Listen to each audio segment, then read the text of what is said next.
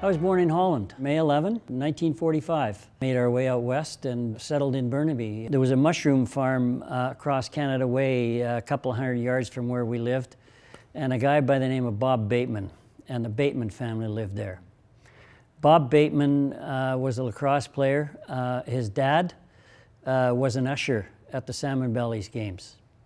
So guys like Mike Gates, Charlie Saunders, Dave Torrey, from all over the lower mainland, guys would, from the junior bellies, would come and play against this mushroom barn, and that's how I got introduced to the game. Pretty soon after I came back home from university, I started coaching minors in Burnaby. And went up through the system in Burnaby and ended up coaching Junior B in Burnaby. We were very, very successful with an organization as loaded as Burnaby was. I think anybody could have been successful. Late in 1979, I got a call from the Salmon Bellies. Would I be interested in coming on board as a general manager? And frankly, I was taken aback. I thought it was an honor. And I jumped at the opportunity. We went and played the Mann Cup in Brampton. We're totally unprepared for it. What happened in '76 is the Salmon Bellies won out east, lost a lot of their talent. We're still rebuilding in '80. The top end of their lineup from first to 10 players was actually pretty established, lacked the depth though. We started the '81 season horrendously. We simply, I don't know, something about that team and it didn't gel. I just felt that we had to make a move, and I did make a move. And we were 4-14 at the time. In the meantime, I was going to step in until I could get a coach. We caught fire, and after I made the change, we lost the next game in Vancouver to the Burrards. I think the score was 13-10, and I'm going home, traveling along how you come back from Vancouver, and you think, whoa, maybe this wasn't a good move.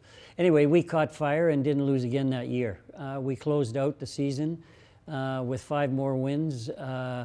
We won the semifinals and the finals 4 straight, and won the Mann Cup 4 straight. You woke up thinking lacrosse, and you went to bed thinking lacrosse, right? That's just the way it was. We had a good organization, lots of people to help. When we went and played in Brampton, that was for me that was a huge education, because not only did we get beat on the floor, Gus McCauley, everybody knows him from hockey fame. I saw stuff that simply I had not seen before. You didn't see that out here. You didn't see it at Junior B, and I had never seen it. I'd never been exposed to it. But I mean, these guys were playing for keeps, and I hadn't seen stuff like that. I hadn't seen players treat other players like that. And very quickly we came to the realization that winning the West and getting the tar beat out of you by the East is not fun. Peterborough was in a bit of an economic downturn. And we started getting people coming out from Peterborough out west, and some of them we didn't even know they were coming until they arrived here. Or they'd come out here for a holiday and they'd stay. The point that I'm making is that we went into Brooklyn on the Mann Cup. Half the place was cheering for the Salmon Bellies because they were from Peterborough. Anyway, there was a guy by a pickup, Brian Nicola, got into an altercation with John Fusco. All hell broke loose. We had Lyle Robinson and Steve Manning had already been ejected from the game for fights that they were in. They were in the dressing room. They came back out. Within a very short time, there was a lot of police. There was stuff going on in the stands between Peterborough and Brooklyn. I had never seen anything like it. It was just a full-out brawl. And we had a very, very physical team at that time. And yeah, the series was very quickly over after that. That was the only time, out of several times we went out east, that was the only time we won. A lot of the teams started going offense, defense, right? And drastically changed the game. We had talked prior to our interview about the kinds of changes that Jim Bishop and Morley Kells ushered into the game. That was in '68, and they started thinking in those kinds of terms.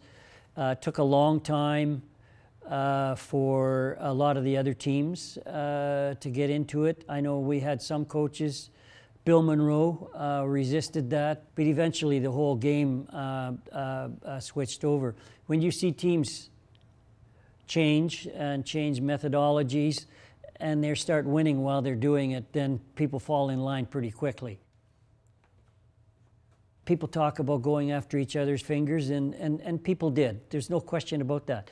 But a good slasher was a very effective way to just dislodge the ball. In terms of going to the elbows and lodging the ball loose, some people were exceedingly good at what they did, and that's a part of the game that's gone, but it's been replaced by several others.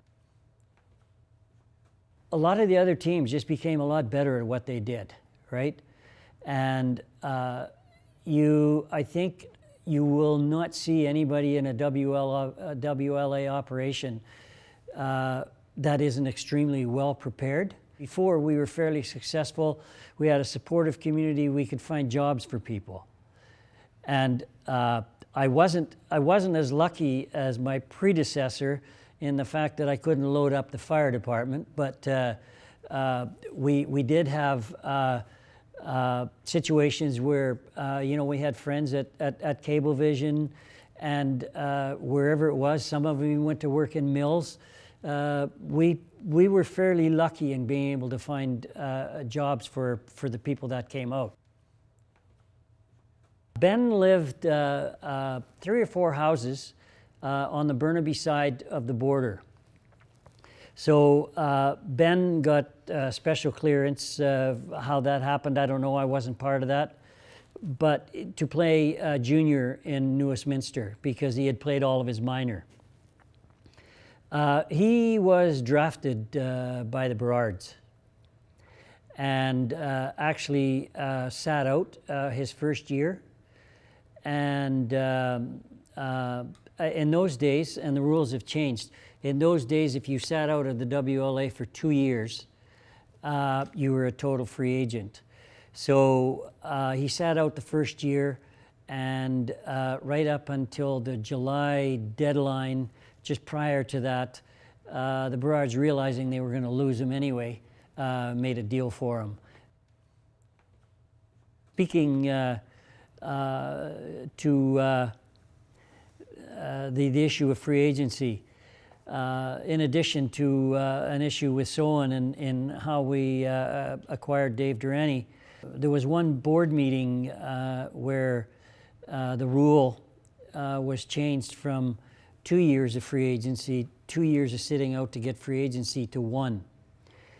The league voted for it, and it took some of us about a 1/16 of a second to realize that right at the moment that vote was taken, that there was about 10 or 12 free agents floating around the Lower Mainland.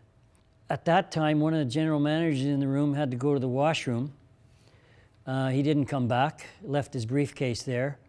It didn't take the rest of us very long to figure out what was going on. He was phoning free agents. So without any adjournment or anything else like that, basically everybody stampeded out of the room, and the meeting was over.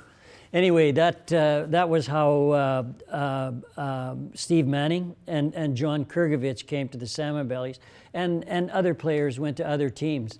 But just one of those funny moments. One of the general managers was so quick getting out of there that he actually left his briefcase in the hotel. Yeah, funny story.